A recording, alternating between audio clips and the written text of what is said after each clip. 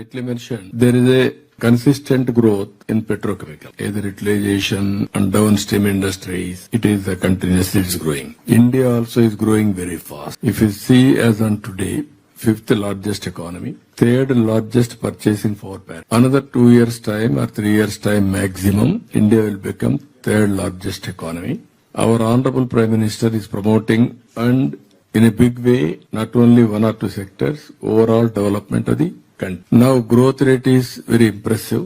Even people are projecting by 2028 incremental growth rate. Compared to any other country, India will be the highest. So with all these things, again, petrochemicals is growing at the rate of CAGR 7.3%. Even in India, it is growing better than that. So by even contributors for India, 6% to GDP, 5 million people employment, investments also 87 billion, and also by 2040, around 1 trillion industry. These are all very important, notable points. As on today, we are having Visakhapatnam, SPCL, and also now BPCL is coming to Ramayanpatnam. That is what we are working with them, already started, around 90,000 crores. And if they bring partners, it will be better than that. So if you can see in all round, petrochemical is inevitable, but sustainability, how to go for innovation and also creativity, downstream industries, how far we can reach. We have to balance long term, short term. Some people may have some doubts about